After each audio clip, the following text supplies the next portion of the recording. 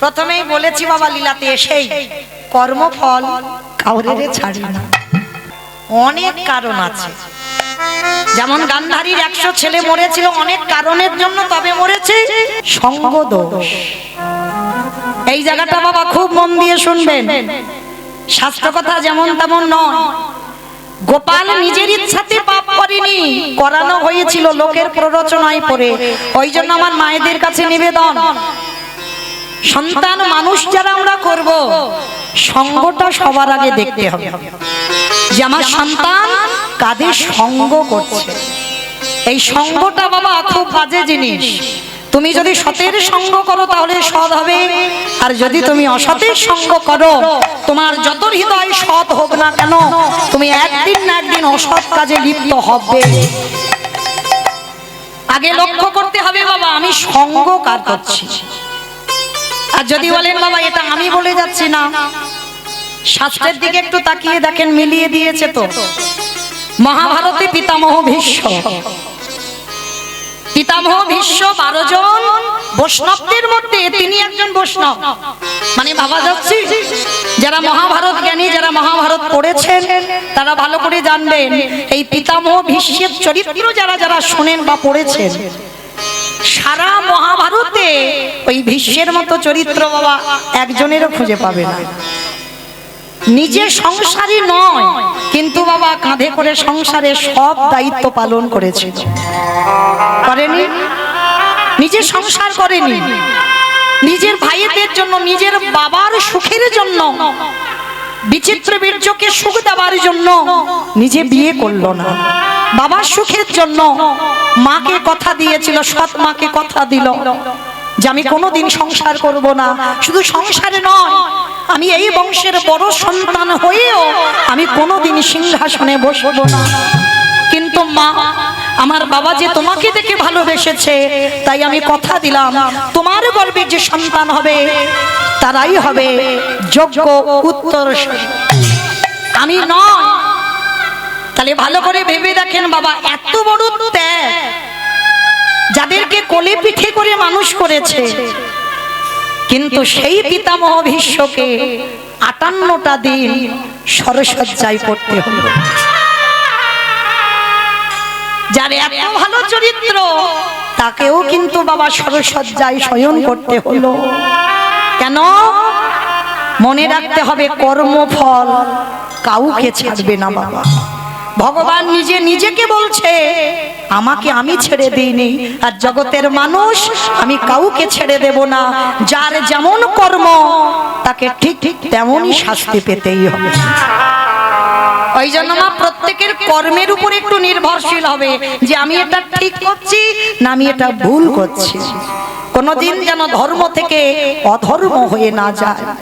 তো আজকের পিতামহ ভীষ্ম 58টা দিন সরসজ্জায়, অত বড় বৈষ্ণব হয়ে, অত বড় ত্যাগী হয়ে, সংসারে থেকে বৈরাগ্য পালন করেও আজকে সরসজ্জায় কষ্ট পাচ্ছে।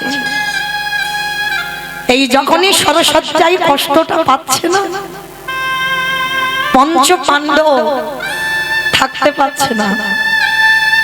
অর্জুন একটা একটা বান মেরেছে না, সারা শরীরে একটা একটা করে বান গাঁথা আছে, কিন্তু ভীষ্মের মাথাতে কোনো বান দেওয়া ছিল না, মাথাটা নিচু হয়েছিল। শরীরের উপরে শয়নী আছে, যারা ছবিতেও দেখবেন শরীরের উপরে শয়নী আছে, কিন্তু মাথাটা নিচু। কেন?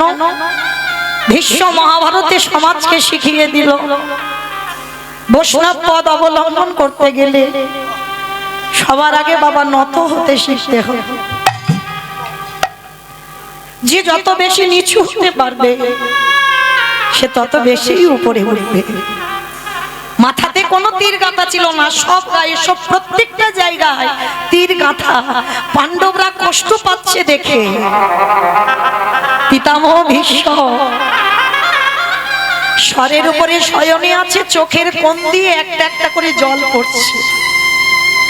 অসহ্য জ্বালা, তো অসহ্য যন্ত্রণা। অর্জুন এসে নিজে অনুতপ্ত হচ্ছে, আমারই বানে তো দাদুর এই অবস্থা। অর্জুনকে দেখে বলছে, অর্জুন কেঁদো না, তোমার এই বানগুলো যখন আমার অঙ্গে আছে আমার কি মনে হচ্ছে জানো, সেই যে ছোটবেলায় তুমি আমার কাঁধে চড়তে,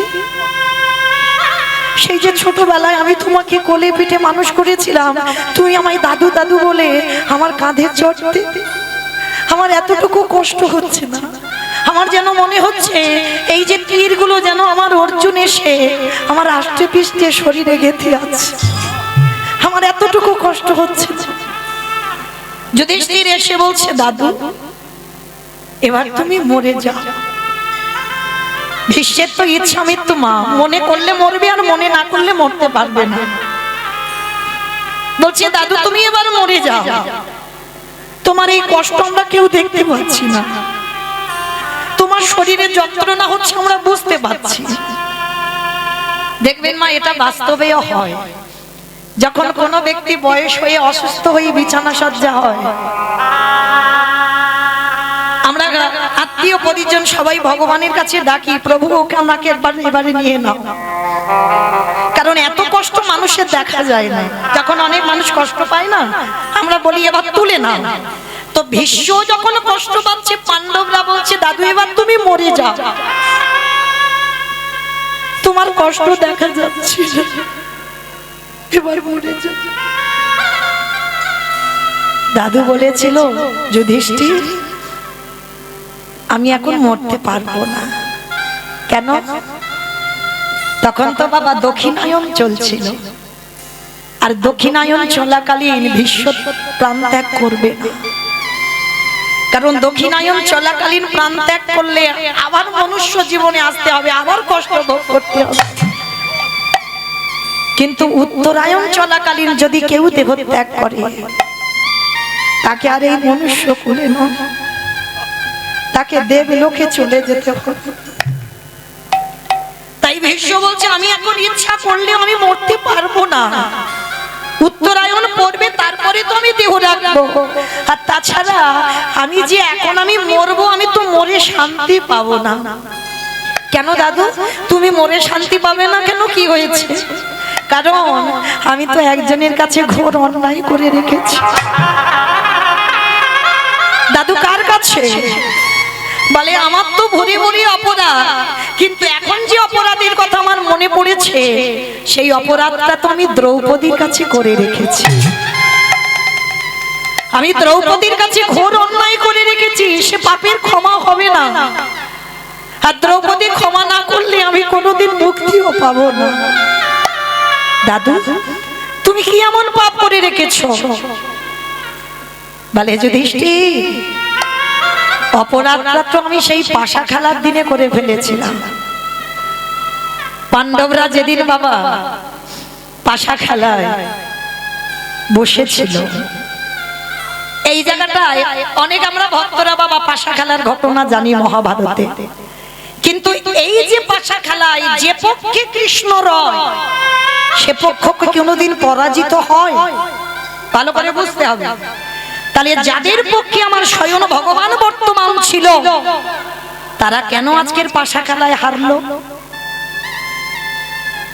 এমনি এমনি নয়, ভগবান সবকিছু সহ্য করে বাবা, ভক্তের দুটো জিনিস মোটেও সহ্য করে না।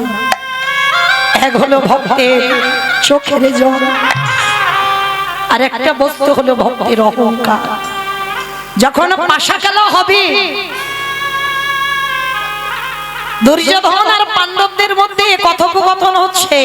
দুর্যোধন পাশা খেলায় পারদর্শী নয়, ভালো করে জানে পাণ্ডবরা, আর দুর্যোধনও জানে আমি ভালো পাশা খেলা করতে জানি না। তো যার জন্য দুর্যোধন বলেছিল আমার হয়ে আমার শকুনি মামা খেলবে। এই জায়গায় যুধিষ্ঠিরের অহংকার হয়ে গেল। দুর্যোধন খেলতে পারে না, তার জন্য মামার সাহায্য নিচ্ছে। কিন্তু আমাদের তো কারো সাহায্যের প্রয়োজন নেই, আমরা পাঁচ ভাই খেলতে পারি। যুধিষ্ঠির বললেন আমি খেলতে পারি, দুর্যোধন খেলতে পারে না। তখন একবারের জন্য যদি আমার যুধিষ্ঠির মহারাজ বলতো দুর্যোধন তোমার হয়ে যখন তোমার শকুনি মামা খেলবে, তাহলে আমার হয়ে আমার এক কৃষ্ণ দয়াময় খেলবে। একবারও বলেনি, এমনকি বলল যে আমরা পাশা খেলায় থাকবো, আস্তে আমরা পাশা খেলায় বসবো, আমার কৃষ্ণের এখানে থাকার প্রয়োজন নেই। এত বড় অহংকারী কথা। আর যখনই বলল আমার ভগবানের অভিমান হলো, যুধিষ্ঠির ভুলে গেলে, কিছুক্ষণের জন্য অহংকারে তুমি ভুলে গেলে। একবার যদি তুমি আমার চরণ শরণাপন্ন হতে, তাহলে আজকে তোমাদের এই দিনটা দেখতে হতো না। অহংকারে যুধিষ্ঠির খেলতে বসলো, একে একে ভাইদের বাজি দিল, একে একে সব বাজি রেখে দিল, নিজেকেও বাজি রেখে দিল। শেষে আর বাজি রাখার মতো কিছু ছিল না, একটাই সম্পদ ছিল, যেটা ছিল দ্রৌপদী। দ্রৌপদী তখনও রজশালায় ছিল, ঘরের মধ্যে বাহির হয়নি। সেই দ্রৌপদী পর্যন্ত পাশা খেলায় বাজি রেখে দিল যুধিষ্ঠির মহারাজ। নিষেধ করেছিল চারবার, দাদা তুমি এটা করো না, এটা ঠিক নয়। কিন্তু বাবা পাশা খেলায় এমন নেশায় ডুবে গেল, বাজি রেখে দিল ঘরের স্ত্রীকে। আর যখনই বাজি রাখলো হেরে গেল, কারণ ওদের পক্ষে তো আর কৃষ্ণ নেই, কৃষ্ণ বাইরে আছে, কৃষ্ণকে ওখানে রাখা ছিল না। হেরে গেল পাণ্ডবরা। আর দ্রৌপদীকে দুঃশাসন গিয়ে চুলের মুষ্টি ধরে টানতে টানতে আনলো। যখন টানতে টানতে আনছে, ওই পুরুষসভার মাঝখানে দ্রৌপদীকে দাঁড় করিয়েছে। রথী মহারথীরা সবাই বসে আছে, দ্রোণাচার্য বসে আছে, পিতামহ ভীষ্ম বসে আছে, পঞ্চ পাণ্ডবরা দাঁড়িয়ে আছে। সবার মাঝখানে, কুরুসভার মাঝখানে দ্রৌপদীকে এনে দাঁড় করালো। দুর্যোধন আদেশ দিল, দাও ওই নারীর বক্ষের কাপড়টা টেনে খুলে দাও। করজোড় করে দ্রৌপদী কাঁদছে।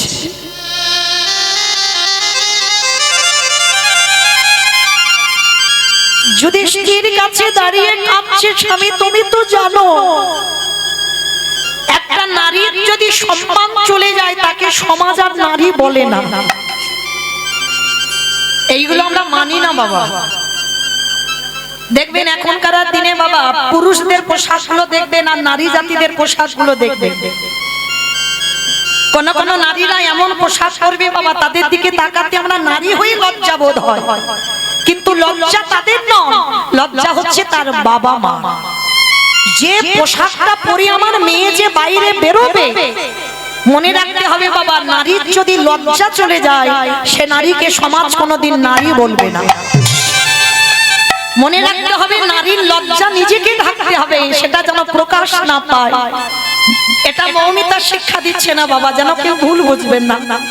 দ্রৌপদী পুরুষসভার মাঝখানে দাঁড়িয়ে স্বামীদের কাছে হাত জোড়ো করে বললেন, স্বামী তোমরা তো জানো আমার একটা স্বামী নয়, আমার পাঁচটা বীরের মতো স্বামী।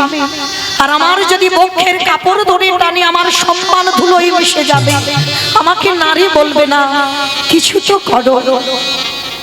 পাণ্ডবরা মাথা নিচু করে দাঁড়িয়ে আছে। দাদু ভীষ্মের কাছে গিয়ে বলছে, দাদু তুমি তো কিছু বলো, কারণ আমাদের সবার থেকে তুমি বয়স জ্যেষ্ঠ, তোমার বাড়ির কুলবধূকে অপমান করছে, তুমি কিছু তো বলো।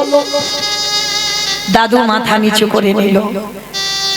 অষ্টগুরু দ্রোণাচার্যের কাছে গেল, মাথা নিচু করে নিল, কেউ কিছু করতে পারছে না।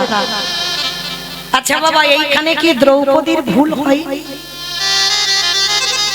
ভালো করে লক্ষ্য করবেন, অনুভব করবেন, কথাগুলো একটু গুরুত্ব দিতে হবে।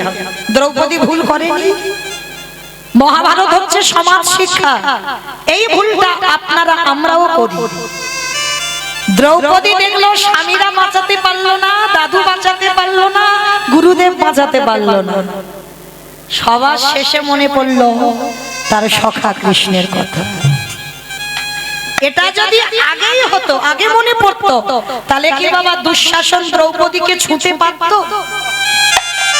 যখন দ্রৌপদীর ঘরে দুঃশাসন পাটা দিল, তখনই যদি আমার দ্রৌপদী একবার আমার মাধবকে ডাকতো, তাহলে কোনোদিন দুঃশাসন ছুঁতেও পারতো না। এই ভুলটা আপনারা আমরা করে ফেলি। কারণ জীবনে যখন দুঃখ কষ্ট নেমে আসে, দেখবেন বাবা আত্মীয় পরিজন বন্ধু বান্ধব আগে সবাইকে বলে দেয়, আমার ঘোর বিপদ, প্রত্যেকের কাছে সাহায্য চাইছি, তোমরা কিছু তো করো। কেউ কিছু করছে না। মনে রেখো বাবা, তোমার দুঃখের কথা লোকের কাছে বলবে, তুমি হাসির পাত্র হবে। তারা কিচ্ছু করবে না, আরো হাসবে আর বলবে বেশ হয়েছে বেটা। কিন্তু যার কাছে সাহায্য চাইলে তুমি কৃপা পাবে, তার কাছে যেতে আমাদের দেরি হয়ে যায়। কেউ যখন সাহায্য করে না, তখন ভগবানের চরণে বসে বলি, প্রভু আমি যে অসহায়, আমার চারিদিকে সব আছে কিন্তু কিছু নেই। এইবার তুমি আমার অর্জুনের রথের সারথি হয়ে যেমন ছেলে, তুমি একবার কৃপা করে আমার কাছে এসে দাঁড়াও। সবার কাছ থেকে যখন বিতাড়িত হয়, তারপরে কৃষ্ণের কাছে যায়। কই একজন ভক্ত কি পারে না বাবা সবার আগে ভগবানের চরণটা ধরতে? এই ভুলটা দ্রৌপদী করেছিল। স্বামীরা কিছু করলো না, দাদু কিছু করলো না, গুরুদেব কিছু করলো না, সব শেষে বলে বলেন, ও তার মানে তোমরা হলে আমার জড় জগতের এই দেহে ভোগের স্বামী, তোমরা তো আমার আসল পতি নয়, তোমরা তো আমার আপনজন নয়। আপনজন যদি হতে আমার এত বড় বিপদ তোমরা কিছু করতে পারছো না। সবার শেষে মনে পড়ে গেল মাধবের কথা। তখন দ্রৌপদী মাঝখানে দাঁড়িয়ে মনে মনে ভাবলো, কৃষ্ণ এ জীবনে একটা নারীর লজ্জা যদি চলে যায়, আর তুমি ভালো করে জানো আমার আগুন থেকে জন্ম, আমি অজনী সম্ভবা, আমার যোগ্য অগ্নি থেকে জন্ম হয়েছে। আর যেদিন থেকে জন্ম হলো সেদিন থেকে আমার দেহ মন প্রাণটা আমি তোমার চরণে দিয়েছি, তুমি আমার সর্বস্ব ধন। তাহলে আজকে দেখি তুমি কি করে থাকতে পারো। দুঃশাসন বস্ত্রটা টানছে, দ্রৌপদী এক হাত দিয়ে ডাক দিয়েছিল, হে ব্রজেন্দ্র নন্দন কৃষ্ণ দেখা দাও। এলো না। হে দ্বারকাধিপতি কৃষ্ণ দেখা দাও। এলো না। হে গোলকপতি কৃষ্ণ দেখা দাও। এলো না। দ্রৌপদী বলে বলেন, ও তার মানে তুমিও এদের মতো আমার ডাকে সাড়া দেবে না? ঠিক আছে, তুমি যখন চাও আমি এখানে বিবশনা হই, এটাই হবে। এইবার দুটো হাত ছেড়ে দিয়ে আত্মনিবেদন করে ডাক দিল, হে প্রাণপতি দেখা দাও। হে প্রাণপতি দেখা দাও। হে প্রাণপতি দেখা দাও। হে প্রাণপতি দেখা দাও।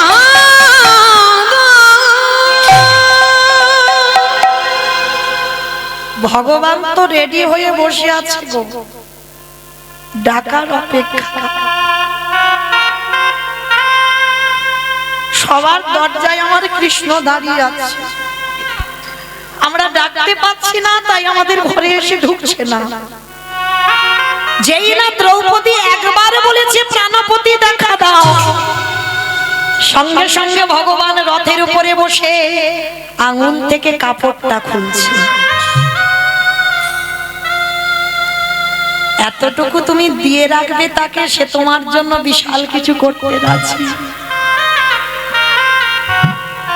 এতটুকু যদি তুমি দাও, দ্রৌপদী তো দিয়ে রেখেছে বাবা, আজ দেবে না? শুধু আসলে তো ডবল করতেই হবে। সেই যেদিন দ্রৌপদী ওই কাপড়টা দিয়ে রেখেছিল কৃষ্ণের আঙুলে, সেই শিশুপাল যেদিন বধ হয়েছিল, এই শিশুপাল আর কৃষ্ণ এরা মামাতো পিস্তত ভাই ভাই, এরা ভাই ভাই। কৃষ্ণ বড়, শিশুপাল অনেক ছোট।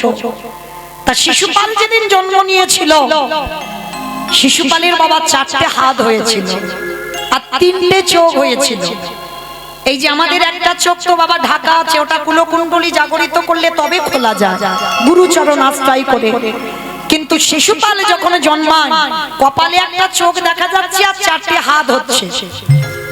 আচ্ছা, আচ্ছা বলো তো মা, কোন মায়ের যদি গর্ভে 4টে হাত নিয়ে সন্তান জন্মায়, 3টে চোখ যদি হয়, তাকে কি বলবেন? নারায়ণ এসেছে। নারায়ণ এসেছে, তাই তো? ভগবান এসেছে।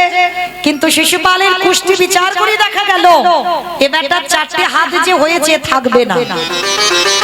যার কোলে উঠলে ওর 2টো হাত খসে পড়ে যাবে, যার কোলে উঠলে ওর ওই কপালের চোখটা খসে পড়বে, সেই মারবে শিশুপালকে, আর তারই হাতে শিশুপাল বধ হবে। আচ্ছা বাবা, কোন মা যদি এ কথা জেনে যায়, তাহলে মা কি করবে? যত যত লোক ছিল সবার কোলে শুধু শিশুপালকে দিচ্ছে। একটু নাও না গো আমার ছেলেটাকে, মানে মা যাচাই করছে কার কোলে উঠলে 2টো হাত খসে যায় দেখে। মানে রাজ্যে যত যত লোক ছিল সবার কোলে শিশুপালকে দিয়েছে, কিন্তু বাবা কিছুতেই শিশুপালের হাত খসে যাচ্ছে না। এইবার কৃষ্ণ খবর পেয়েছে, বাবা সর্বের ঘাটের মালিক তো তিনি, খবর পেয়েছে আমার ভাই জন্ম নিয়েছে, আমাকে তো যেতেই হবে, আর আমি যদি না যাই ওর 2টো হাত তো খসে যাবে না। বলরাম দাদা কি বলছে? ও দাদা, দাদা গো চলো না, শুনলাম নাকি আমাদের একটা ছোট ভাই হয়েছে, চলো না একবার ভাইটাকে দেখে আসি। তা বলরাম বলছে ঠিক আছে কানাই, তুই যখন বলছিস চল দুজনে একবার দেখে আসি। তা যেই না শিশুপালের কাছে এসেছে, মানে কৃষ্ণ আকুপাকু করছিস শিশুপালকে কোলে নেবে, আর বলরাম বলছে খবরদার, তুই খুব দুষ্টুমি করিস, কোথায় ভাইয়ের হাতে পাতে লেগে যাবে, এমনিতে 2টো হাত না এক্সট্রা 2টো জুড়ে আছে, আর কোথায় বাবা হাতে পাতে লেগে যাবে, তুই নিবি না, কারণ যদি তোর কোল থেকে পড়ে যায় অত ছোট বাচ্চা তুই নিতে পারবি না। ও দাদা আমাকে একটু দাও না, একটুখানি কোলে নেব। কিছুতে বলরাম দেবে না, আর ভগবান জেদ ধরে বসেছে আমি একটু নেব কোলে। তা শিশুপালের মা বলছে বলরাম, ও যখন এত করে কান্নাকাটি করছে মায়না করছে, ঠিক আছে কানাই তুই এক জায়গায় বস, আমি শিশুপালকে কোলে দিচ্ছি। তাই এবার কৃষ্ণ বসেছে, হায়রে যে বিশ্বের স্রষ্টা মালিক ভগবান, যে বিশ্বটাকে ধারণ করে রেখেছে, সে নাকি একটা বাচ্চা ছেলে শিশুপালকে নিতে পারবে না। ভগবান কি করেছে, বাৎসল্য প্রেমটা যেমন হয়, এইবার বসেছে, আর শিশুপালকে যেই না কোলে দিল, সঙ্গে সঙ্গে কপাল থেকে চোখটা দুম করে মাটিতে পড়ে গেছে, আর 2টো হাত খসে অমনি মাটিতে পড়ে গেছে। আর যেই না পড়ে গেল, সঙ্গে সঙ্গে পিসিমা কৃষ্ণের চরণে হাত জোড়ো করে বসেছে, একটু আর দেরি করেনি, হাত জোড়ো করে বলছে কৃষ্ণ কৃষ্ণ কথা দে বাবা, তুই তোর ছোট ভাইকে মারবি না। ও পিসি তুমি যে কি বলো না উল্টো পাল্টা, আমার ভাই তো ছোট, ওকে আমি মারবো কেন, আমি বড় দাদা। না কৃষ্ণ, আমার ছেলের কুষ্টিতে উঠেছে, যার কোলে উঠলে ও 2টো হাত খসে যাবে, চোখটা পড়ে যাবে, সেই তো আমার ছেলেকে মারবে। দূর, তুমি জানো না ওকে ভুল ভাল বলে গেছে, তুমি বোঝো না। না কৃষ্ণ, আমার ছেলের কুষ্টিতে ভুল হয়নি, তুই কথা দে না বাবা। কৃষ্ণের হাতটা পিসিমার মাথায় দিয়েছে, কথা দে বাবা, আমার শিশুপালকে মারবি না। ওই যে মা প্রথমে বললাম আমার ভগবান একটু প্রেমের কাঙা, একটু ভালোবাসার কাঙা, যে একটু ভালোবাসবে ভগবান সারা জীবন তার হয়ে যাবে। হাতটা মাথায় দিয়েছি, ভগবান পিসিমার কান্না দেখে বলল পিসি তুমি কেঁদো না, আমি কথা দিলাম আমি ভাইকে মারবো না, তবে আমার ভাইয়ের 100টা অপরাধ আমি ক্ষমা করে দেব, যেদিন একাধিক হয়ে যাবে সেদিন কিন্তু আমি আর ক্ষমা করব না। সঙ্গে সঙ্গে পিসিমা উঠে পড়ে কোমরে হাত দিয়ে বলছে কৃষ্ণ 100টা অপরাধ করুক তো। চমকে উঠলো ভগবান, পিসিমা তোমার কান্না দেখে আমি বললাম, আর সঙ্গে সঙ্গে তোমার অহংকার এসে গেল মনের মধ্যে যে 100টা অপরাধ করুক তো, কিন্তু তুমি জানো না পিসি, তোমার এই অহংকারের জন্য খুব তাড়াতাড়ি শিশুপাল 100টার বেশি অপরাধ করে ফেলবে। আর যেদিন বাবা সভার মাঝখানে কৃষ্ণকে কটু কথা বলছে, মেয়েকে বিয়ে করেনি ছেলের বউ, সেই 16,000 মেয়েটাকে একদিনে বিয়ে করেছে কৃষ্ণ। আবার দ্রৌপদীকে যার 5টা স্বামী আছে তাকে সখী বলে ডাকছো, মানে কৃষ্ণকে অপমান করতেই আছে শিশুপাল। বারবার ভগবান বলছে, শিশুপাল তুমি মুখে লাগাম দাও, বন্ধ করো, তুমি যেটা জানো না সেটা নিয়ে কথা বলো না। ভগবান কি এমনি এমনি 16,000 বিয়ে করেছিল বাবা? সব কথা দেওয়া ছিল তো, এমনি এমনি নয়। নরকাসুর 16,000 মেয়েকে বন্দী করেছিল ঠিক, কিন্তু ওই 16,000কে ভগবান বিয়ে করবে আগের জন্মে রামচন্দ্রের কথা দেওয়া। ও বললে বাবা সারা রাতে আর ঘুরাবে না, তাহলে আমার আর ঘরে যেতে হবে না, পরে কীর্তন আর হবে না। হরি বল। আবার দেখা হলে বলবো তাই হোক, যাই হোক এখান থেকে একটু যাই। এইবার যেই না শিশুপাল অপমান করছে যে কৃষ্ণ তুমি 16,000 তোমার ছেলের বউ যাকে বিয়ে করবে বলে বন্দী করেছিল সেই ছেলের বউকে বিয়ে করেছো, আবার এই দ্রৌপদীকে সখী বলে ডাকছো, যার 5টা স্বামী আছে সখী বলো কোন সাহসে? আবার নারীদের কাপড়গুলো চুরি করে তুমি গাছের ডালে ঝুলিয়েছো, তুমি কি মনে করেছো তোমার চরিত্র কেউ জানে না? অপমান করেই যাচ্ছে করেই যাচ্ছে। ভগবান বলছে শিশুপাল মনে রেখো, এই অপমান করতে করতে তোমার যেন পাপের ভরা পূর্ণ হয়ে না যায়। শিশুপাল বলছে কৃষ্ণ আমি গুনে গুনে হিসেব করে রেখেছি, এখনো 100টা হয়নি। ভগবান হেসে উঠেছে, শিশুপাল কখন তোমার 100টার বেশি হয়ে যাবে, তুমি গুনতে গুনতে দিক বিদিক শূন্য হয়ে যাবে। আর এই কৃষ্ণকে অপমান করেই যাচ্ছে করেই যাচ্ছে, করতে করতে বাবা যখনই একাধিক হয়ে গেল সুদর্শন চক্রকে আহ্বান করে একেবারে শিশুপালের মস্তকটা ছেদ পড়ে গেল, মাথাটা মাটিতে। সবাই তাকিয়ে রইল শিশুপালের মাথার দিকে। শিশুপালের মাথাটা দেহটা ছটফট ছটফট করছে, সবার লক্ষ্য ছিল শিশুপালের মাথার দিকে, কিন্তু সখী দ্রৌপদীর লক্ষ্য ছিল কৃষ্ণের আঙ্গুলের দিকে। মানে ভগবানের রোষানলে পড়েছিল তো, মানে ক্রোধ হয়েছিল, মানে এতটা ক্রোধে সুদর্শনকে আহ্বান করেছিল আঙ্গুলটা কেটে গিয়ে রক্ত ঝরে ঝরে পড়ছে।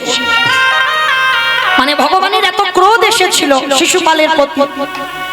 কেউ দেখতে পাচ্ছে না কৃষ্ণের রক্ত, দ্রৌপদী ওই রক্তটা দেখে থাকতে পারলো না, সবার মাঝখান থেকে ছুটে গিয়ে নিজের কাপড়টা ছিঁড়ে দিয়ে লজ্জা ঘৃণা ভয় সবকিছু ত্যাগ করে একেবারে ওই কাপড়টা নিয়ে কৃষ্ণের আঙুলে বেঁধে দিল।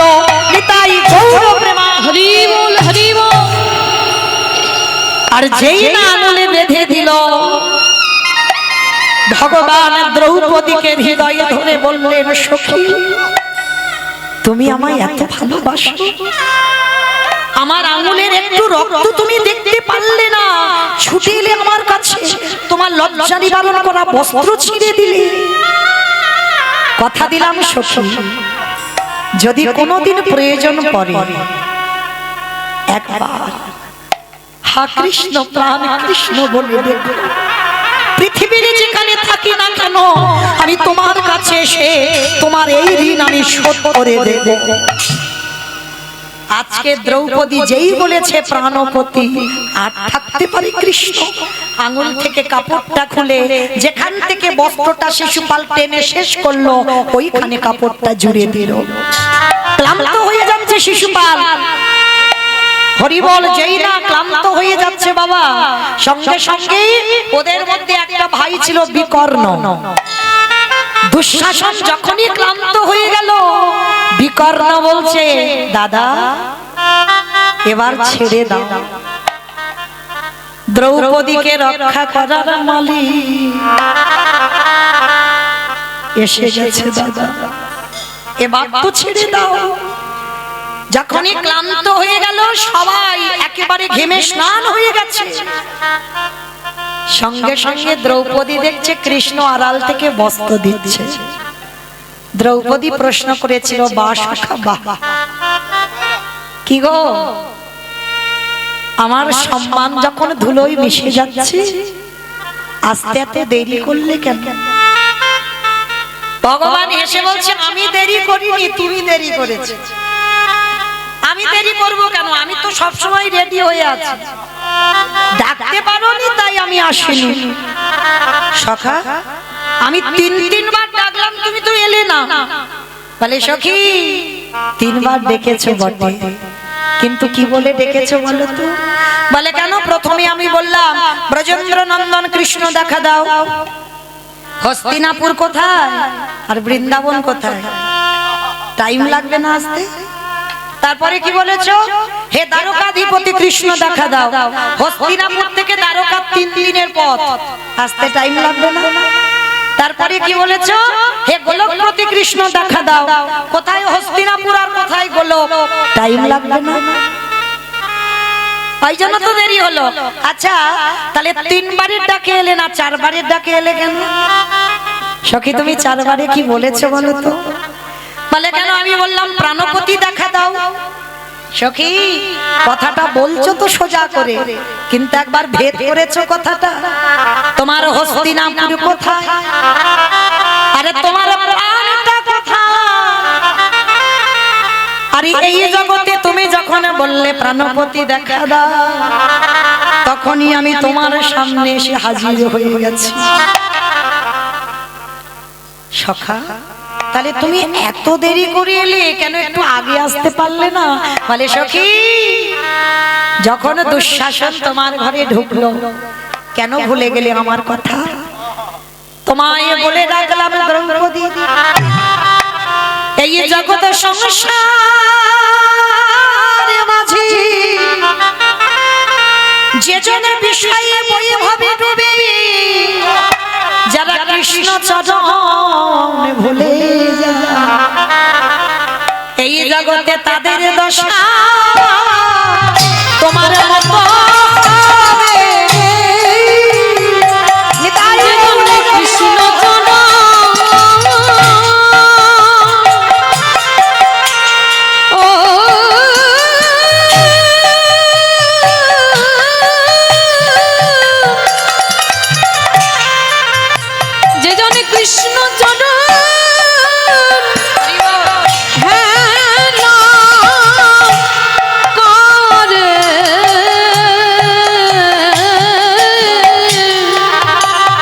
বলে তাদের দশা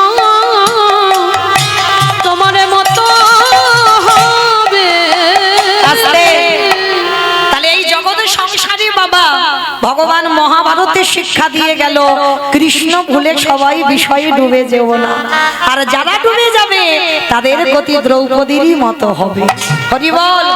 তাহলে বাবা আজকের পিতামহ ভীষ্মের কি দুর্দশা! এই ভীষ্মে অপরাধ করেছিল দ্রৌপদীর কাছে, আর সেই দ্রৌপদী যখনই ক্ষমা করে দিল, আজকে পিতামহ ভীষ্ম প্রাণ ত্যাগ করবে। কিন্তু কৃষ্ণ না এলে তো বাবা, এই জায়গাটা শুনবেন, কৃষ্ণ কথা দিয়েছিল আমি তোমার মৃত্যুর সময় তোমার কাছে আসবো। তা যেই না উত্তরায়ণ পড়েছে, ভগবানের ওদিকে সাড়া পড়ে গেছে, ভীষ্ম দেহ ত্যাগ করবে। এইবার ভীষ্মের কাছে এসে দাঁড়িয়েছে, আর দাঁড়িয়ে বলছে ভীষ্ম, আমি বুঝতে পেরেছি তুমি প্রাণ ত্যাগ করবে, কারণ এবার উত্তরায়ণ পড়বে।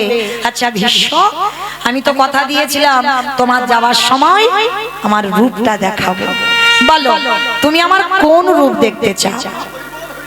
বৃন্দাবনের কৃষ্ণ রূপে দেখতে চাও, না মথুরার কৃষ্ণ রূপে দেখতে চাও, না দ্বারকার কৃষ্ণ রূপে দেখতে চাও? ভালো করে বুঝবে, কোন রূপে দেখতে চাও? 3টে জায়গার কৃষ্ণের কথা বললাম, বলো। তা ভগবান ভেবেছিল নিশ্চয়ই বলবে বাবা বৃন্দাবনের কৃষ্ণ, কারণ ওই গোপ বেশরে বেণুকর নব বৈশরে নটবর, কারণ জগতে যত যত ভক্ত আছে ওই রূপটাই তো দেখতে চায়, বৃন্দাবনের কৃষ্ণ রূপ। তা ভগবান আশা করেছিল নিশ্চয়ই ভীষ্ম ওই রূপটা দেখতে চাইবে। তা ভগবান নিজের উপরই বাবা বিশ্বাস করেনি, ভীষ্মকে বলছে বলো তুমি কোন রূপে আমায় দেখতে চাও? ভীষ্ম নয়ন জলে কেঁদে বললেন কৃষ্ণ দয়াময়, তোমার রূপে যদি দেখাতেই হয়, আমার যাবার সময় সেই রূপে তুমি একবার দেখাই দাও। কোন রূপ? বৃন্দাবনের কৃষ্ণ না, আমি ওর রূপ দেখতে চাই না। তাহলে কি মথুরার যে আমি কংস নিধন করে রাজা হয়েছিলাম ওই রূপ না, ওই রূপ নয়। তাহলে কি দ্বারকার যখন রাজা হয়ে বসেছিলাম ওই রূপ না। ওমা, তাহলে আবার আমার কোন রূপে তুমি দেখবে? ও হে কৃষ্ণ দয়াময়, যদি একান্ত তুমি আমার রূপ দেখাতে চাও, ওই কুরুক্ষেত্রের রণাঙ্গনে ওই অর্জুনের সারথি হয়ে যেমন তুমি দাঁড়াইছিলে,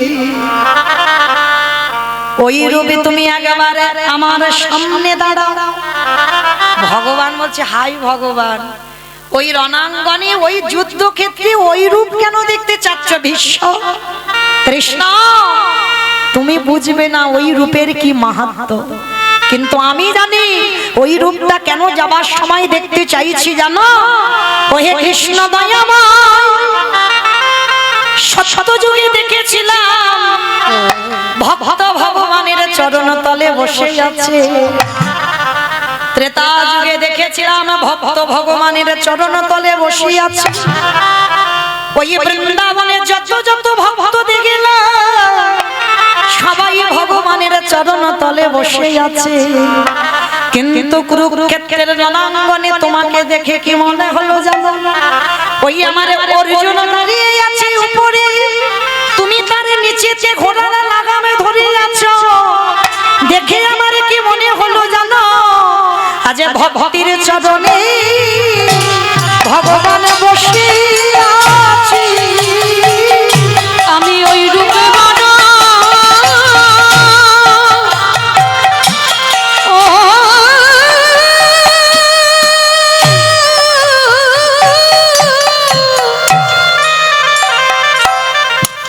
আমি ওই রূপে মানো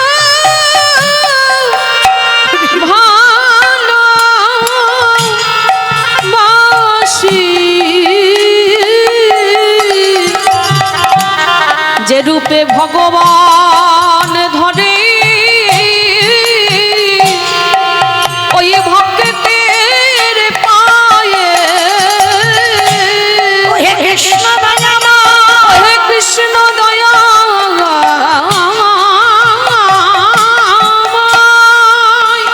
আমার এই জন্মে কৃষ্ণ ভজন হলো না, আবার যদি আমার কোনোদিনে জন্ম হয়, আমি যেন অর্জুনের মতো দাঁড়াতে পারি, তুমি যেন এই জগতের সংসারের মাটিতে এমনি করে ভক্তকে সারা জীবন রক্ষা করো। বলে শুনো শুনো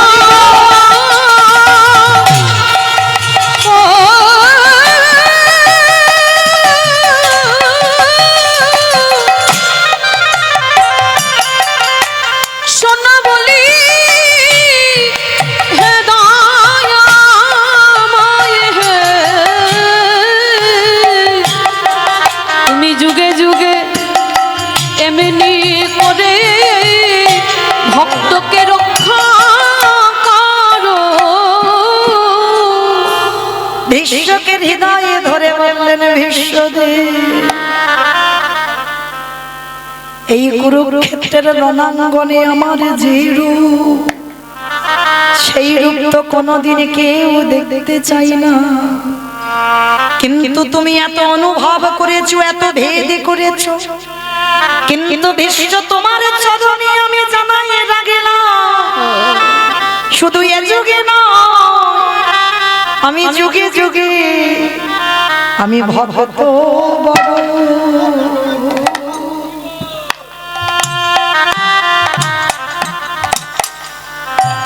ভক্ত বড় ভালো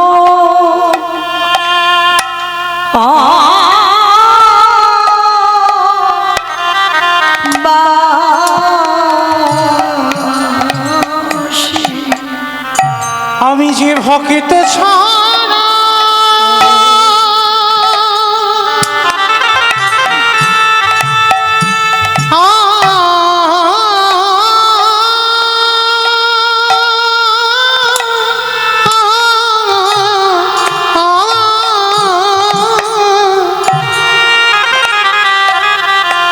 যে ভক্ত ছাড়া রহিতে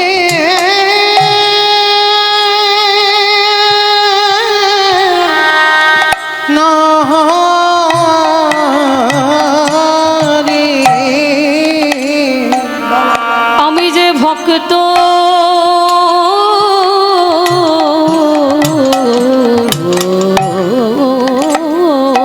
বড়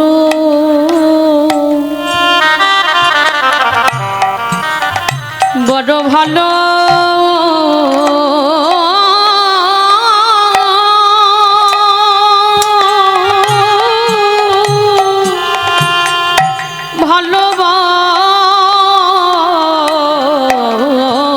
ভালোবাসি। তাহলে সেই পিতামহ ভীষ্মের আজকে অন্তিম দুর্দশাটা এমনই হয়েছিল, আমাদেরও হবে মা, যদি ডাকার মতো ডাকা যায়, ভালোবাসার মতো বাসা যায়,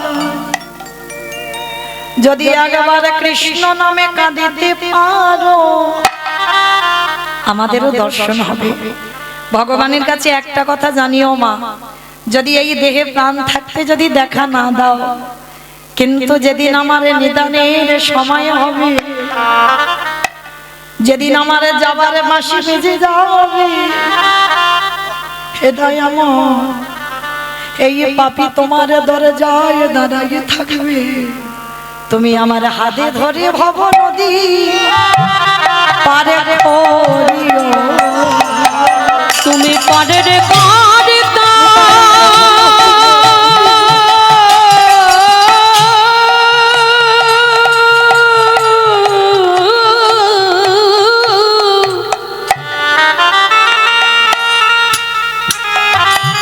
তুমি পারের কারিতা দয়াল হরি।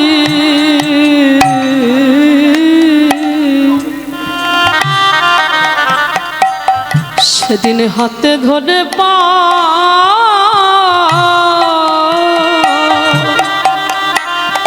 পার করে দিও। তাহলে সেদিন বাবা পিতামহ ভীষ্মের কর্মফল ভোগ করতে হলো, তাহলে আমাদেরও কর্মফল ছাড়বে না। তার সচিমা নবদ্বীপের মাটিতে দাঁড়িয়ে নিমাই সচিমাকে নাম দেয়নি কেন? সচিমা একটা অপরাধ করে ফেলেছিল। কি অপরাধ? না বৈষ্ণব চরণে অপরাধ। আর সে কর্ত কর বাবা যেমন তেমন বৈষ্ণবের কাছে করেনি। কোন বৈষ্ণবের কাছে করেছিল জানো? যিনি হলেন অদ্বৈত আচার্য গোস্বামী। এই অদ্বৈত আচার্য, যার ছোটবেলার নাম ছিল কমলাক্ষ, সে তো যেমন তেমন বৈষ্ণব নয়। আমার অদ্বৈত আচার্য কে গো? শিব, বাহ, শিব ঠাকুর।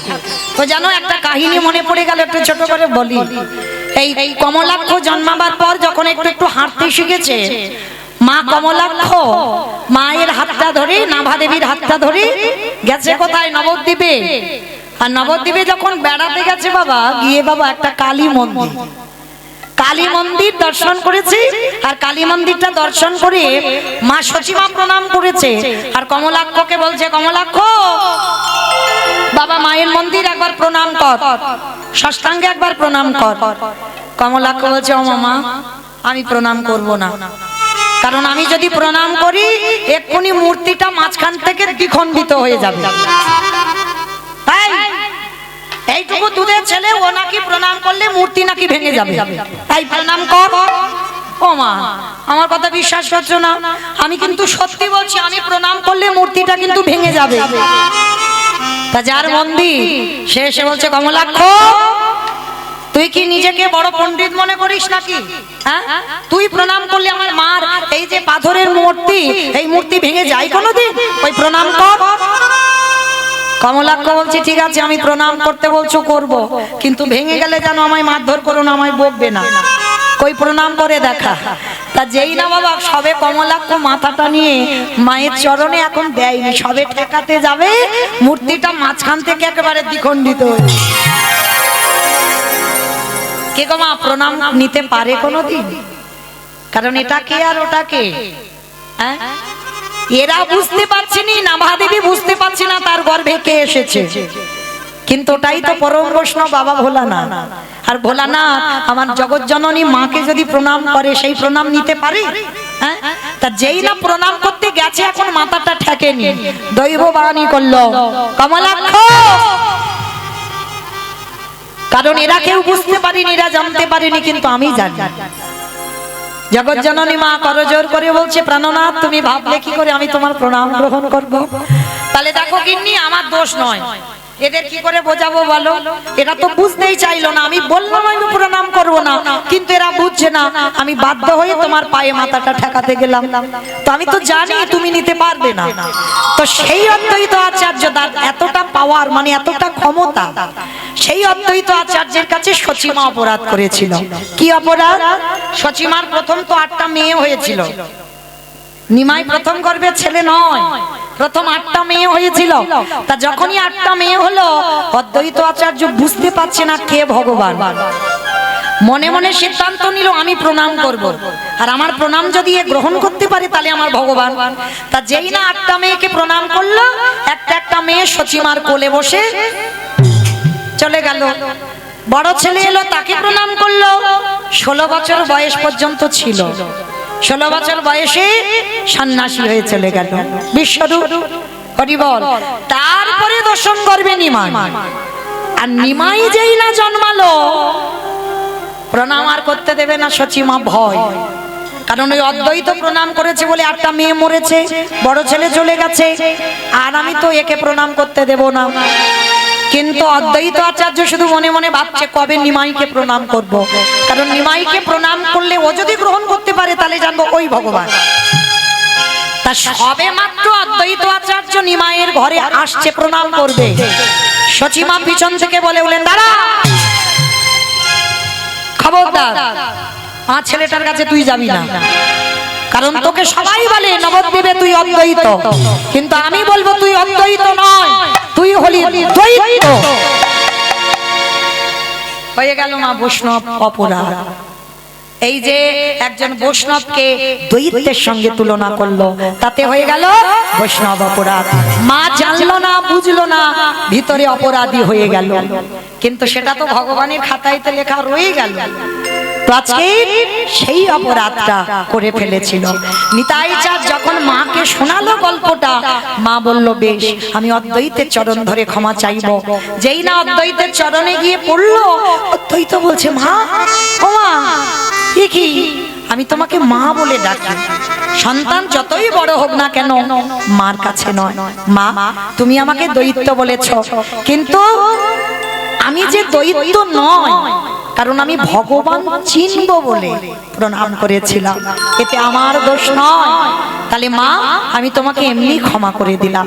আর যেই ক্ষমা করে দিল, সঙ্গে সঙ্গে নিমাই এসে, ভগবান তো বুঝতে পেরেছে মা বৈষ্ণব অপরাধ করেছিল, অপরাধ থেকে মুক্ত।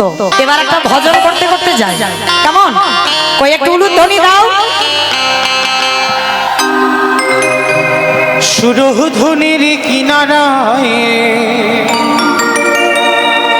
সোনার নুপুর দিয়া পায়ে নাচে নাগরি গো সুন্দর গৌরাঙ্গ রায়।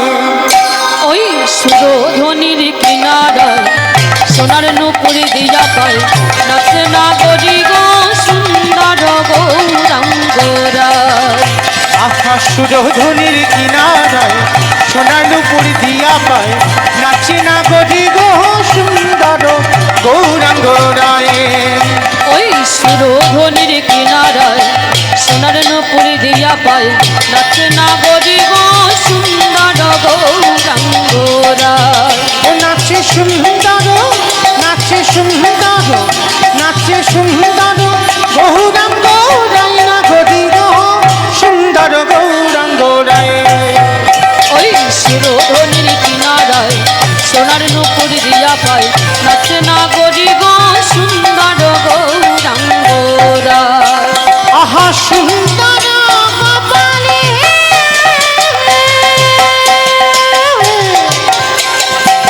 সুন্দর তিলক,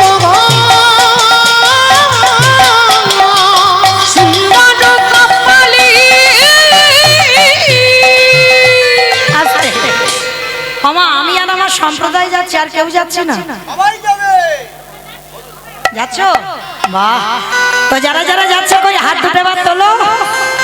আর একবার মা কালী দিব্যি, আর বলবো না, এইবারটা শেষ। সবাই দেখি একবার হাত তুলে একসঙ্গে তালে তালে করো, তালি কেমন? আহা সুন্দর কপালে সুন্দর তিলক গো, সুন্দর কপালি সুন্দর তিলক গো। আহা সুন্দর খান, আহা সুন্দর খান নামা বলি গায় না গজি গো, সুন্দর গৌরাঙ্গ রায়। ওই সুরধনির কিনারায় সোনার নুপুর দিয়া পায় নাচে না গরি গো সুন্দর গো। রাধে রাধে রাধে জয় জয় শ্রী রাধে। রাধে রাধে রাধে রাধে জয় জয় শ্রী রাধে। ও রাধে রাধে রাধে রাধে জয় জয় শ্রী রাধে। বিশ্বভান দোলালি রাধে রাধে বিশ্বভান বলছো কিরকম লাগছে বলো? ঠিক কিরকম জানো? এলোমেলো হয়ে যাচ্ছে। তোলো দেখি হাত সবাই। কারণ সকাল থেকে যারা আমরা কৃষ্ণ বলেছি, জানা হয়েছে এই রাধা শব্দটা এমন, যদি বলো তোমার কোটি কোটি জন্মের যত পাপ বিনাশ হবে। সবাই রাধে রাধে রাধে রাধে জয় জয় শ্রী রাধে। রাধে রাধে রাধে রাধে জয় জয় শ্রী রাধে। বিশ্বভান দোলালি রাধে রাধে বিশ্বভান দুলারি রাধে রাধে রাধে। শ্যামা প্যারি রাধে রাধে ও শ্যামা প্যারি রাধে রাধে রাধে।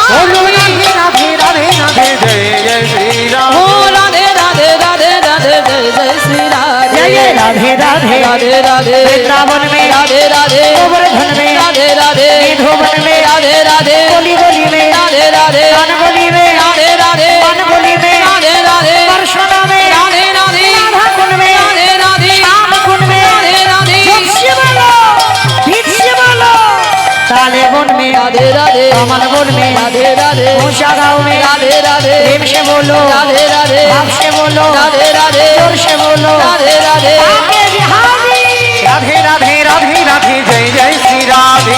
राधे राधे राधे राधे जय जय श्री राधे। बोलो जय जय श्री राधे, जय जय श्री राधे। बोलो जय जय श्री राधे, जय श्री राधे। बोलो जय जय श्री राधे। जय जय श्री राधे।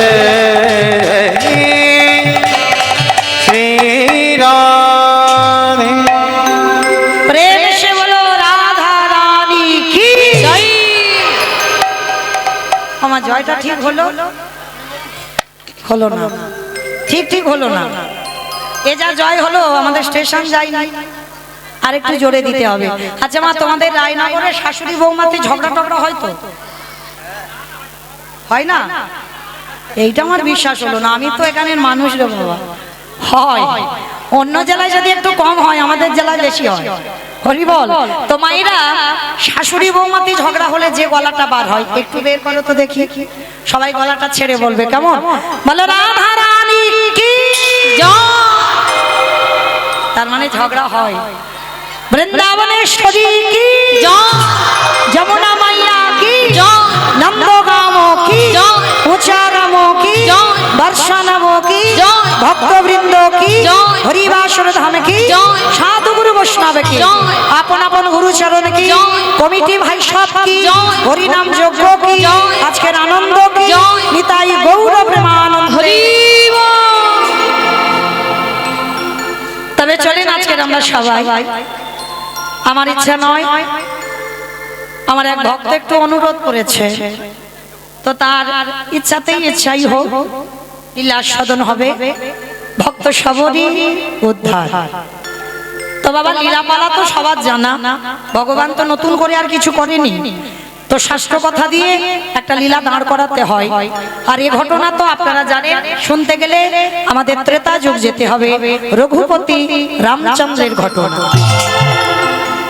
কারণ সবরীর উপাখ্যান শুনতে গেলে আমাদের রামচন্দ্রের ত্রেতা যুগে ফিরতে হবে। তো চলেন, এখন আমাদের এই মুহূর্তে এই জায়গাটা হচ্ছে পঞ্চবটির বন। এই জায়গাটা পঞ্চবটির বন। আচ্ছা মা, এই পঞ্চবটির বনটা কার ছিল জানো? বলতে পারবে? রাবণ। রাবণ রাজা ছিল, মানে গোটা পঞ্চবটির বনটা রাবণ রাজা। কিন্তু রাবণ রাজা ওই পঞ্চবটির বনটাকে বনের নামে দিয়ে দিয়েছিল। বনটাকে শূর্পণখা, শূর্পণখাকে দিয়ে দিয়েছিল মা। এই গোটা পঞ্চবটির বনটা কেন? একটা কথা মনে রাখবে বাবা, কথায় বলছে জন জামাই ভাগনা তিন নয় আপনার, তাই তো? মেয়েদের বিয়ের পরে বৃদ্ধাশ্রম ভালো, রাস্তায় বাটি নিয়ে ভিক্ষে করবে ভালো, কিন্তু বাপের বাড়ি ভালো না। কারণ ওই ভাই ভাজেদের জ্বালা একদিন সহ্য হবে, দুদিন হবে, 3 দিনের আর হবে না। তার থেকে ভিক্ষা করে খাওয়া ভালো, কিন্তু মেয়েদের বিয়ের পরে বাপের বাড়িটা আর নয়। ও যে যতই বলুক না কেন, একদিন দুদিন থাকার মতে পারে বাবা তোমার লাতি জামটা খেতেই হবে, তার থেকে দরকার নেই রাস্তায় যাবো ভালো। তো আজকে লক্ষ্য করে শূর্পণখা বিয়ের পর বাসর ঘরে খিদে পেয়েছে, স্বামীকে গিলে খেয়ে ফেলেছে। রাক্ষসী তো কি করবে, বউ ভাতের দিন খিদে পেয়েছে, কিছু খাবার পাইনি, স্বামীকে গিলে খেয়ে ফেলেছে। তো স্বামীকে খেয়ে নিয়ে বাপের বাড়ি ফিরে এসেছে। তা রাবণ রাজা কোনোদিন কিছু বলেনি, কিন্তু ওই যে বাবা হাড়ি কলসি থাকলে তো ঠোকাটুকি হবে। সর্বক্ষণ মন্দোদরী রাবণ রাজার তো একটা দুটো বউ নয়, কটা বউ? 10,000। রাবণের 10,000 বউ, আর দশরথের ছিল 750, আর ভগবানের তো জানো 16,108 জন। আর কলি ছেলেরা বলে আমরা একটা থেকে দুটো করলে দোষ কেন অত? বাবা এদের পাওয়ার ছিল, ক্ষমতা ছিল, এদের নাই। ভগবান একটা কথা বলেছে, আমি যেটা করছি তোমরা করো না, খবরদার, তোমাদের সেই সামর্থ্য নেই। কারণ আমি যেটা করছি করো না, আমি যেটা বলছি সেটা শোনো।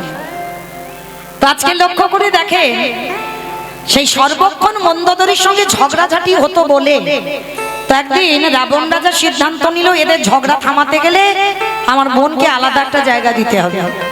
শোন বোন, আজকে থেকে তুই আমার বাড়িতে খাওয়া দাওয়া করিস না, তোর আমি কিছু সম্পত্তি লিখে দিচ্ছি, সেখানে যারা যারা আসবে তুই ধরে ধরে খাবি। আমাইরা আমাদের মতো রান্না বান্না করে না খেলে তো চলে যাবে, রাক্ষসী তো, ও কাঁচা কাঁচা জিনিসও খেতে পারবে। তো পঞ্চবটির বনটা খাতা কলমে লিখে দিল শূর্পণখার নাম। তাই পঞ্চবটির বনে বাবা যারা যারা আসে, পশু পাখি কীট পতঙ্গ মানব দানব খেচর খেচরি যারা যারা আসে ধরে ধরে খায়। তা অনেক দিন ধরে শুধু এই পশু পাখির মাংস খাচ্ছে। হঠাৎ আজকের একটা ঘটনা ঘটেছে। কি ঘটনা জানো মা? একটা নাকে মানুষ মানুষ গন্ধ ঢুকছে। ভালো করে শুনবেন মা, এটা বড় তত্ত্বের লীলা, তো একটু 1 মন থেকে 2 মন হলে বুঝতে পারবেন না। হ্যাঁ, সম্পূর্ণ তত্ত্ব মিশ্রিত। তাইবার নাকে যেই না মানুষ মানুষ গন্ধ ঢুকছে, আর সেই ছোটবেলায় গল্প শুনেছিলাম না ঠাকুমাদের কাছে, বলে হাউ মাউ কাউ মানুষের গন্ধ পাও, মানে রাক্ষস রাক্ষসীদের নাকে নাকি মানুষ এলে গন্ধ পায়। তা শূর্পণখা মনে মনে ভাবছে, যা বাবা, এই বনে তো সব সময় পশু পাখির মাংস খেয়েছে, কিন্তু মানুষের গন্ধ তো কোনোদিন পাইনি, হঠাৎ মানুষ মানুষ গন্ধ আসছে কেন? যাই হোক যাই, অনেকদিন পরে মানুষ পেয়েছি, একটু মেরে মাংস করে খাবো।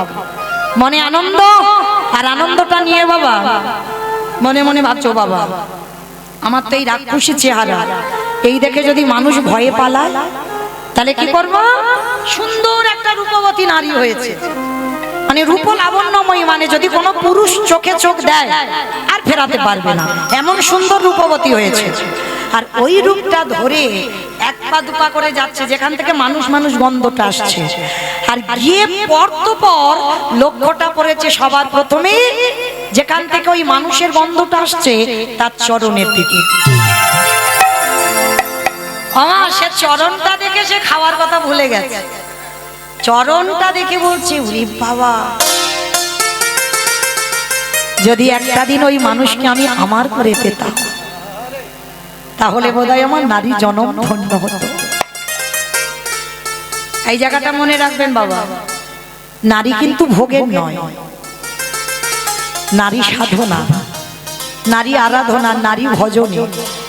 যে যেমন ভাবে নেবে তার কাছে তেমন। কেউ যদি মনে করে নারী শুধু ভোগ করবো ভোগের জন্য, তার কাছে নারী সারা জীবন ভোগে। আর কেউ যদি মনে করে নারী সাধনা, তাদের সাধনার জায়গা রেখে নারী চারণ সাধনা করে ভগবানের পাওয়া যায়। পেয়েছিল চণ্ডী ঠাকুর রামের চরণ ভজন করে, পেয়েছিল বিল্লমঙ্গল পতিতা চিন্তামণির চরণ সেবা করি, পেয়েছিল জয়দেব গোস্বামী মা পদ্মাবতীর চরণ সেবা করি। মনে রেখো নারী সাধনা, নারী আরাধনা। অসুরদের অত্যাচারে দেবতারা স্বর্গ ছাড়ে। দশভুজা দুর্গা যদি দশাতে না সামলাতো, তাহলে বাবা দেবতাদের দেবত্ব যেত কোথা? ভালো করে ভাবেন, দেবতাদের তেজ দিয়ে নারী সৃষ্টি করেছিল, পুরুষ নয়। আর অসুর নিধন নারী করেছিল। নারী দুর্বল নয়। কেউ যদি মনে করে নারী দুর্বল, তার কাছে দুর্বল। নারী যদি ঠিক ঠিক দাঁড়ায়, সেও দশভুজা হয়ে শক্তি হয়ে দাঁড়াতে পারে। তো আজকে শূর্পণখা মনে মনে ভাবলো, ওই পুরুষটাকে যদি একটা রাত আমি আমার করে পাই, ভোগ করার জন্য নয়, ওই চরণ দুটো আমি একটা রাত সেবা করতে চাই। আর আমার ভগবান তো একটু ভালোবাসার কাঙ্গাল, যে চায় তারে চাই, যে না চায় না চায়। বলে তুমি যখন চেয়েছো রাক্ষসী, আমি তো তোমায় চাইবো। তো এইবার প্রথম লক্ষ্যটা চরণে পড়েছে।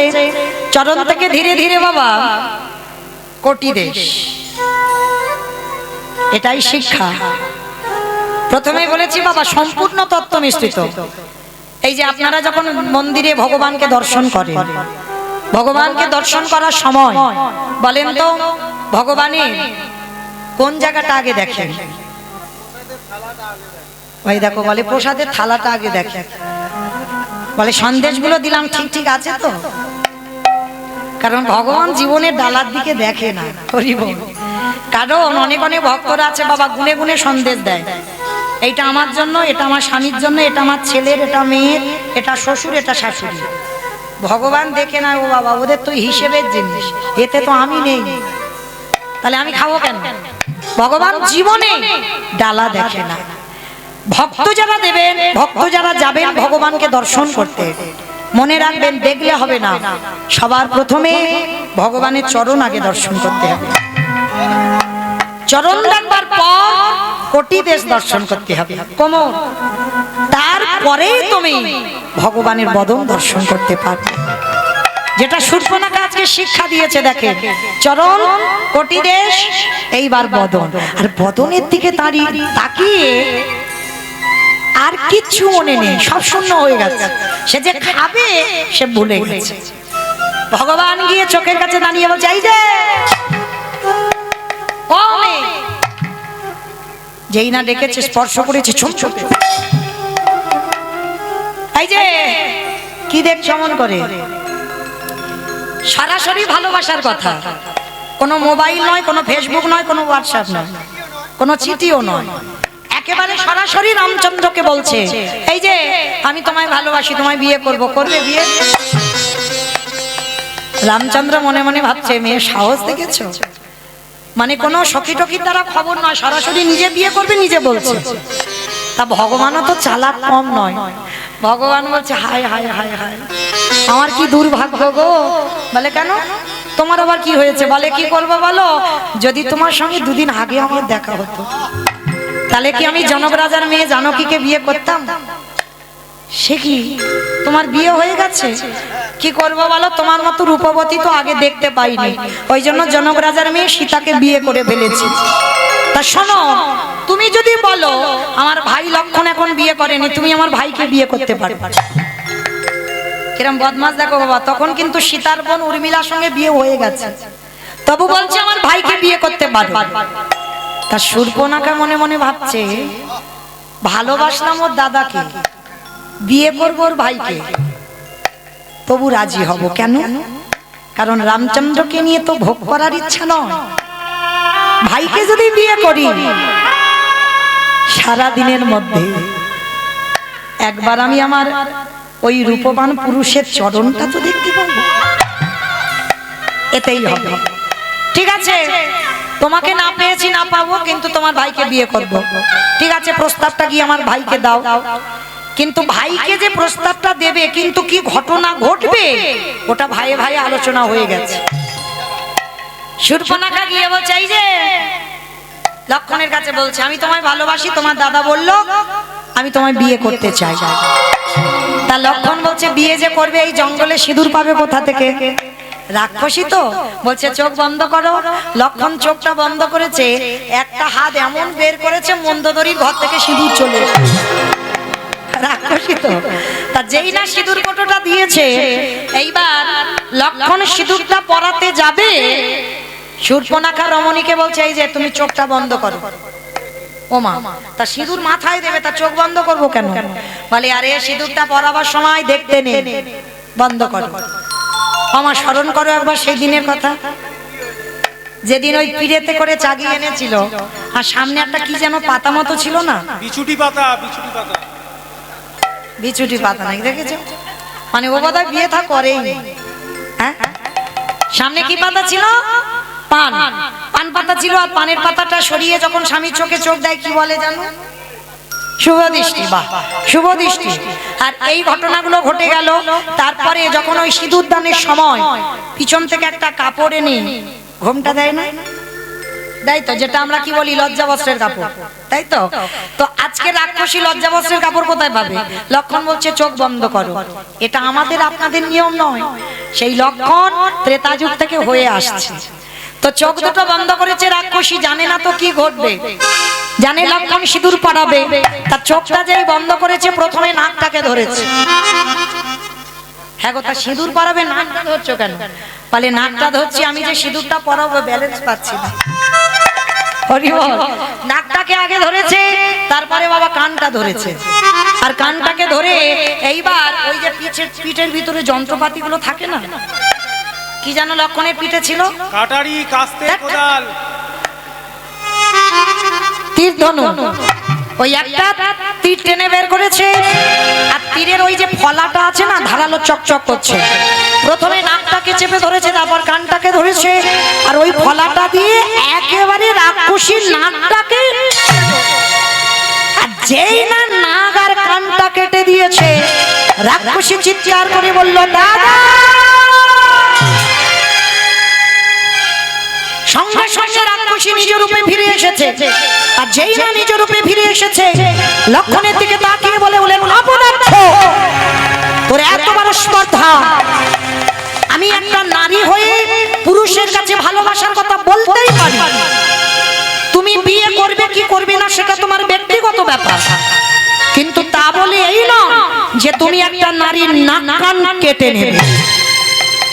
তবে এমন করলে যখন তুমি আমার সঙ্গে, শোনো, আমি তোমাকে ভালোবাসিনি, বেসেছিলাম তোমার দাদাকে, কিন্তু তোমার দাদার চরণ দর্শনের জন্য তোমাকে বিয়ে করতে রাজি হয়েছিলাম।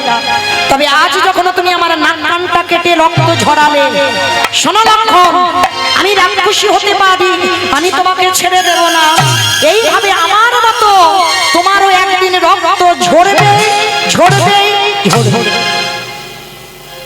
ভগবানের ভাইয়ের অভিশাপও লাগে, রাক্ষসী অভিশাপ দিল লক্ষণকে। সেই নাক কানটা কেটে মাটিতে পড়লো, লাফাচ্ছে মাটিতে, সেটা লীন হলো না, তার থেকে সৃষ্টি হলো ভাঁড়ের জন্ম। ওই যে খেজুর গাছে বাঁধা হয় ভাঁড়, জন্ম হলো নাক কান দিয়ে রাক্ষসী। আর অভিশাপ দিয়েছিল এই ভাঁড়ে করে আমার দাদা 24 ঘন্টায় 80 ভাঁড় করে মদ খাবে, আর সেদিনে তোর মাথা ফাটাবে, মনে রাখিস। মনে করো মা, সেই রাবণ কুম্ভকর্ণ কলিযুগে হলো জগাই মাথায়। 80 ভাঁড় করে ওই ভাঁড়েতে করে খাচ্ছে, 80 ভাঁড় 24 ঘন্টায়। আর 80 ভাঁড় করে মদ খেতে খেতে যখন একেবারে নেশায় মগ্ন, আর মহাপ্রভু নিতাই চাঁদকে হরিনাম করতে পাঠিয়েছিল, আর লক্ষণ কলিতে নিতাই চাঁদ, আর যখন নিতাই চাঁদ হরিনাম করছে, তখন বাবা ওই নেশাগ্রস্ত মাতা, হে বাবা, কে বলতো কানের কাছে হরি হরি, মানে আর কথা বলতে পারছে না, কথা জড়িয়ে যাচ্ছে, দেখো কে হরি হরি হরি।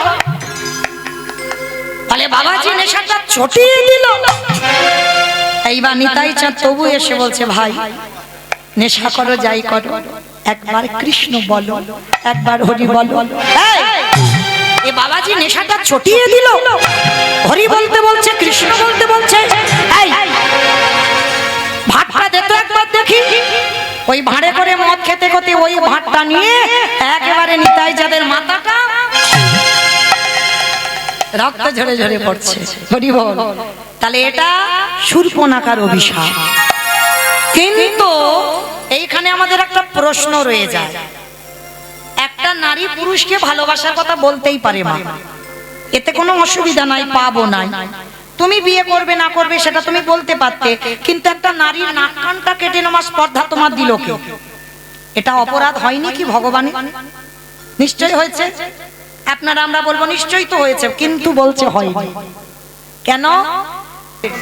ভগবান বলছে যে আমারে চাই তারই আমি চাই, যে আমারে না চাই তারই আমি না চাই। তার রাক্ষসী হলেও ও তো আমার চরণ দুটো দেখে আমার চেয়েছে।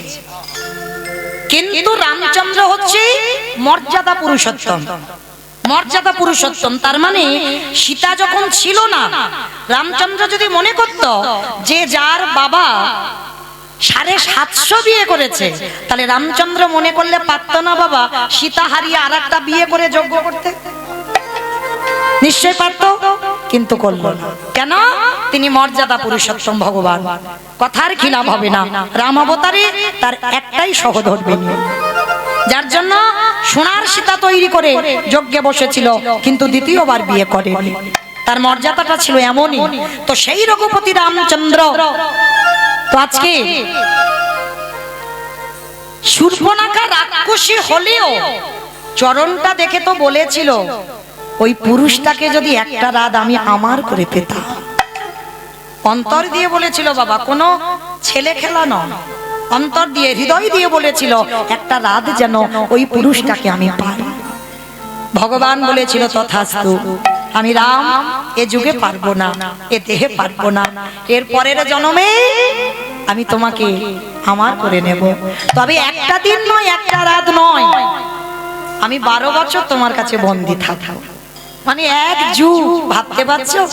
একটা রাতের জন্য ভক্ত চাইলো, ভগবান 12 বছর, এক যুগ হয়ে গেল ভক্তের। সেই শূর্পণখা পরের জন্মে হয়েছিল কুব্জা। কুব্জা যারা গ্রন্থ পড়বেন দেখবেন পরের জন্মে কুব্জা হয়েছে। কিন্তু নাক কানটা কাটলো কেন? তার একটাই কারণ। এখানে বাবা আমরা এই ডায়মন্ড হারবার এলাকার মানুষ আমরা জানি, গ্রহণ যখন লাগে, সূর্যগ্রহণ বলো চন্দ্রগ্রহণ, আমরা যখন জানতে পারি তখন হাড়িতে যদি অন্ন থাকে, অন্ন সেবা করি, ফেলে দেয়। জলের কলসিতে যদি জল থাকে ফেলে দেয়। আলমারিতে যদি টাকা থাকে ওটাও ফেলে দেয়, ওটাই গ্রহণ লাগে। হ্যাঁ বেশ, গ্রহণ কোথাও লাগবে না, অন্ন ফেলতে হবে না, জল ফেলতে হবে না, কিছু ফেলতে হবে না। গ্রহণের আগেই যদি একটা তুলসী পত্র নিয়ে দিয়ে দাও, তাহলে কোথাও তো গ্রহণ লাগবে না। তাহলে আচ্ছা বাবা, হঠাৎ করে গ্রহণের খবরটা এলো কেন? এটাই তত্ত্ব, তলিয়ে ভাবতে হবে। এই গ্রহণের কথা বললাম একটাই কারণ, নাক কানটা কেটে রামচন্দ্র দুটো জায়গায় তুলসী দিয়ে দিল। কেন? কারোর যেন নজর আর না পড়ে। কি গো, ও তো চেয়েছিল আমাকে, আমি হতে পারবো না রাম অবতারে, তার জন্য নাকটা কেটে নেব, কান কেটে নেব। কারণ ও পরবর্তী দিনে যদি কোনো পুরুষের দিকে তাকায়, সে দেখেই বলবে ও বাবা, ও তো নাক নেই কান নেই, আর ওকে বিয়ে করা যাবে না। ভগবান নাক কানটা নিয়ে সারা জীবন ভগবান বুকিং করে আমার করে রেখে দিয়ে, ও যেন জীবনে কারণ না হয়। রাম অবতারে আমি ওকে গ্রহণ করতে পারবো না, কিন্তু ও যেন আর কারণ না হয়, আর কেউ যেন ওই নারীকে আর গ্রহণ না করে, তার জন্য নাক কানটা কেটে নিল। এটা কারণ, এটা ভালো কারণ। আর খারাপ কারণটা কি? এই শূর্পণখা নাম্নী নামে এক অপ্সরা ছিল, নাম্নী নামে এক অপ্সরা। এই অপ্সরা, শোনেন বাবা, এই অপ্সরা কি করেছিল?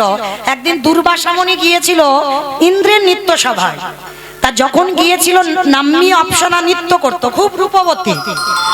আর যারা নর্তকী হয় তাদের গায়ে কত সুবাস, আর যারা যোগী পুরুষ সাধন ভজন করে, জটা ভালো পোশাক নয়, হ্যাঁ, স্নান টান ঠিক হয় না, মানে কেমন মতো দেখতে, দুর্গন্ধ, অনেকদিন স্নান হয় না, জটা থাকে। তো নাম্নী অপ্সরা যেই না দুর্বাসায় এসেছে না, ইস